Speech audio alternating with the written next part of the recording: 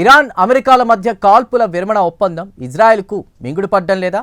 ఇరు దేశాల మధ్య కాల్పుల విరమణను తక్కువ చేసి చూపించాలనుకుంటోందా? ఇరాన్ అమెరికాల మధ్య కాల్పుల విరమణ ఇజ్రాయెల్కు ఆగ్రహం తెప్పించిందా?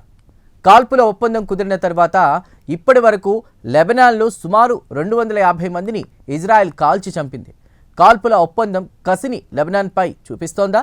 ప్రత్యేక కథనంలో దీనికి సంబంధించి మరింత సమాచారాన్ని తెలుసుకుందాం.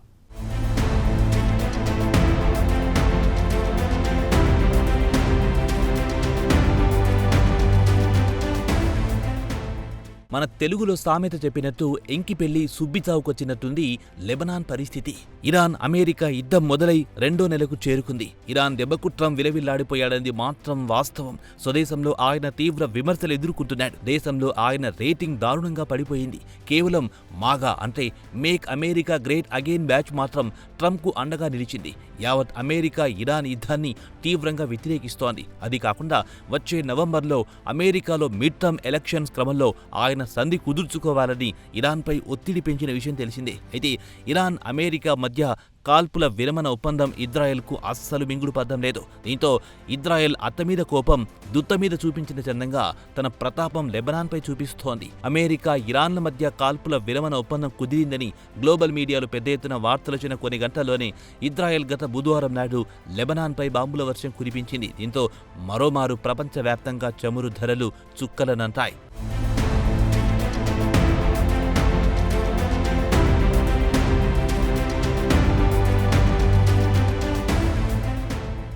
లెబనాన్పై ఇజ్రాయెల్ బాంబుల వర్షంలో వందలాది మంది ప్రాణాలు కోల్పోయారు, వేలాది మంది గాయపడ్డారు. దీంతో ఇరాన్ మరోమారు హార్ముజ్ జలసంధిని మూసివేసింది. అయితే ఇక్కడ అసలు విషయానికి వస్తే ఈ కాల్పుల ఒప్పందంలో ఇజ్రాయెల్ను కూడా చేర్చాలని చెబుతున్నారు. మధ్యవర్తి పాత్ర పోషిస్తున్న పాకిస్తాన్ కూడా కాల్పుల ఒప్పందంలో ఇజ్రాయెల్ కూడా పార్టీని అని చెబుతుంటే ఇజ్రాయెల్ మాత్రం తమకు సంబంధం లేదని చేతులెత్తేసింది. మరి ఇంత పెద్ద తతంగం జరుగుతుంటే అమెరికా ప్రెసిడెంట్ డొనాల్డ్ ట్రంప్ బుధవారం రాత్రి ఒక ప్రకటన జారీ చేశారు. లెబనాన్పై ఇజ్రాయెల్ హింసకు దిగడం అనేది కాల్పుల ఒప్పందానికి సంబంధం లేదు, అది వేరే ఇష్యూ అంటూ చేతులు దులుపుకున్నాడు. అయితే లెబనాన్కు చెందిన హెజబొల్లా ఫైటర్స్ ఇరాన్కు మద్దతుగా యుద్ధంలో దిగారు. మరి ఆ కోపంతో ఇజ్రాయెల్ బీరూట్పై బాంబుల వర్షం కురిపించి మారణ హోమం సృష్టించిందా అనే అనుమానాలు కలగక మానవు.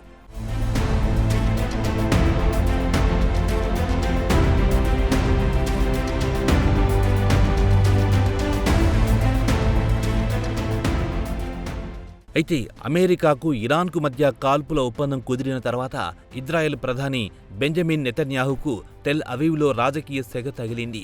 కాల్పుల ఒప్పందంలో ఇజ్రాయెల్ పాత్ర ఏమీ లేకుండా పోయింది. అయితే నెతన్యాహు అసలు ఉద్దేశం ఇరాన్పై అమెరికాతో కలిసి యుద్ధానికి దిగితే ఇరాన్ తోక ముడుస్తుంది, కాళ్ల బేరానికి వస్తుంది, తన పంతం నెగ్గించుకోవచ్చు అనుకున్నాడు. తీరా చూస్తే రోజు ఇరాన్ బలపడుతుంటే అత్యంత శక్తివంతమైన అమెరికా, ఇజ్రాయెల్లు ఇరాన్ ముందు వెలవెలబోయాయి. బెంజమిన్ లక్ష్యం మాత్రం నెరవేరే పరిస్థితి కనిపించడం లేదు. దీంతో యుద్ధానికి మద్దతు పలికిన వారిలో ఆగ్రహం తెప్పించింది. అదీ కాకుండా కాల్పుల ఒప్పందం విరమణలో భాగంగా 10 పాయింట్ల శాంతి ఒప్పందం ప్రతిపాదనను ఇరాన్ తెరపైకి తెచ్చింది. దీన్ని అమెరికా అంగీకరించిందని చెబుతున్నారు. ఈ వారాంతంలో ఇస్లామాబాద్లో కాల్పుల ఒప్పందంపై సంప్రదింపులు జరగనున్నాయి.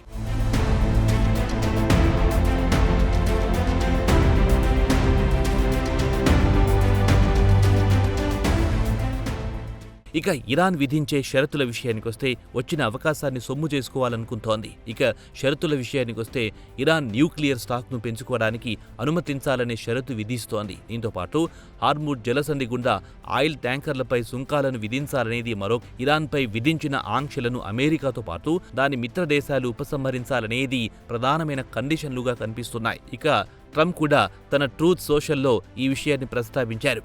ఇక్కడ గమనించాల్సింది ఏంటంటే అంతకు ముందు అమెరికా ఇరాన్తో కాల్పుల విరమణ ఒప్పందానికి 15 పాయింట్లను ముందుంచితే ఇప్పుడు అదే ఇరాన్ 10 పాయింట్లను ముందుంచి తన పంతం నెగ్గించుకోవాలనుకుంటోంది. ఇక అమెరికా ఇరాన్పై విధించిన షరతుల విషయానికొస్తే యురేనియం స్టాక్ను పెంచుకోరాదని, యురేనియం శుద్ధి నిలిపివేయాలని, అలాగే ఇరాన్ ప్రాక్సీ గ్రూపులు ఉదాహరణకు యెమెన్లో హౌతీలు, లెబనాన్లో హెజబొల్లా, ఇరాక్లో సాయుధ గ్రూపులను ఇజ్రాయెల్పై అమెరికా బేస్పై దాడులు చేయకుండా అరికట్టాలని అమెరికా ఇరాన్పై కండిషన్లను పెట్టింది. ఈ కండిషన్లను ఇరాన్ ఆమోదించలేదు.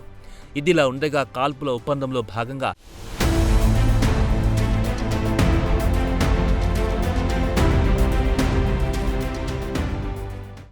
ఇదిలా ఉండగా కాల్పుల ఒప్పందంలో భాగంగా లెబనాన్ను మినహాయించడంతో ఇదే అదునుగా ఇజ్రాయెల్ బీరూట్పై బాంబుల మూత మోగించింది.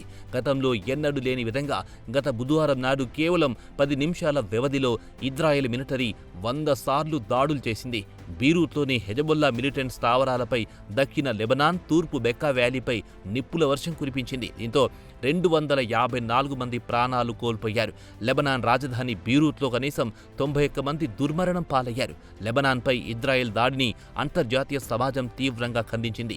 స్పెయిన్, ఫ్రాన్స్, బ్రిటన్, యుఎన్, పాకిస్తాన్లు ఆగ్రహం వ్యక్తం చేశాయి. ఇక పాకిస్తాన్ విషయానికొస్తే ట్రంప్ మంచి మిత్రుడు కాబట్టి కాల్పుల విరమణ ఒప్పందానికి చొరవ తీసుకుంది. ఇక కాల్పుల విరమణ ఒప్పందం విషయానికొస్తే లెబనాన్కు కూడా వర్తిస్తుందని పాక్ వాదిస్తుంటే అలాంటిదేమీ లేదని ఇజ్రాయెల్ తోసి పుచ్చుతోంది. ఇక ట్రంప్ కూడా అది వేరే అంశమంటూ తప్పుకుంటున్నాడు.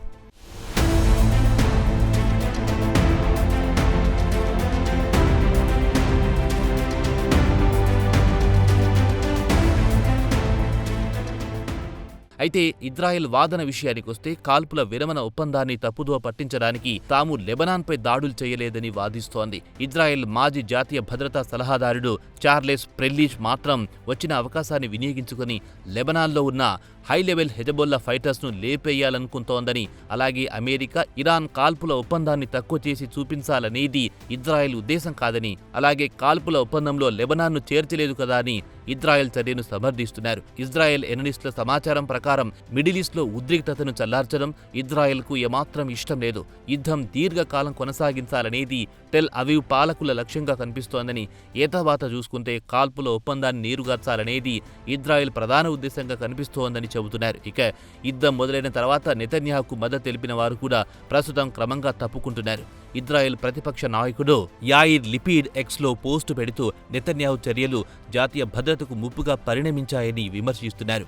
డెమోక్రాట్స్ నాయకుడు యాయిర్ గోలాన్ కూడా నెతన్యాహుపై మండిపడుతున్నారు. నెతన్యాహు అన్ని అబద్ధాలే చెబుతున్నాడు, విజయం మనదే అంటూ విరవీగాడు. రాబోయే తరాలు ప్రశాంతంగా బతుకచ్చంటూ రంగుల కల చూపించాడు. తీరా చూస్తే ఈ యుద్ధంలో ఎక్కువగా నష్టపోయింది మాత్రం ఇజ్రాయెల్ అంటూ ఆయన కూడా నెతన్యాహుపై ఆగ్రహం వ్యక్తం చేశాడు.